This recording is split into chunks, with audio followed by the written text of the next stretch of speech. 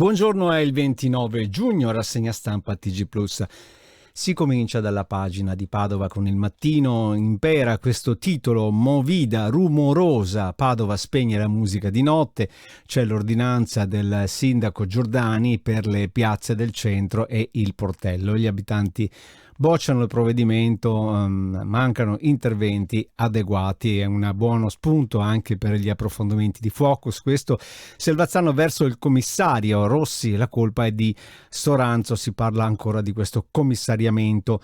E poi vediamo medico di base e notaio a giudizio per un falso testamento. Ma allora in casa muore a 40 anni dopo 9 mesi di coma. E il saluto di Grassi, città sicura, spaccio e disagio da monitorare, il prefetto uscente che cambia zona.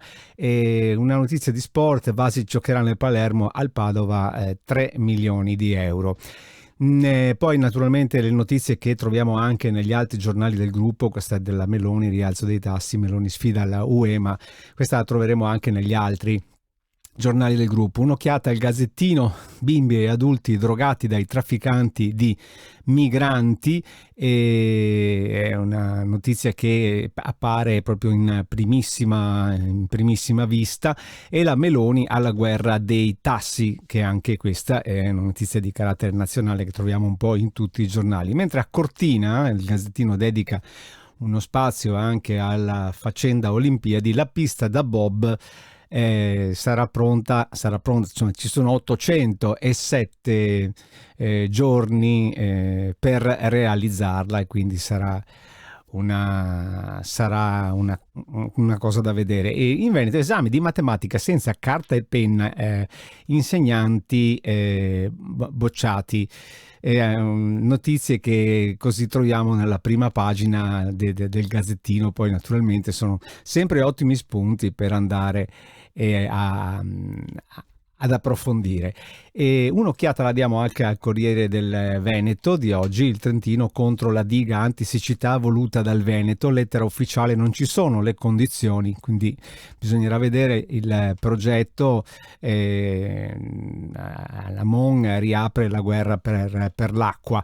Voglia di natura e aria aperta, prenotazione nei campeggi in forte crescita. Nella fotonotizia del Corriere del Veneto, perché giugno record, superata di 9 punti la media del 2022. E concerti, divieti e varchi a San Marco, lo riporta in prima pagina il Corriere del Veneto.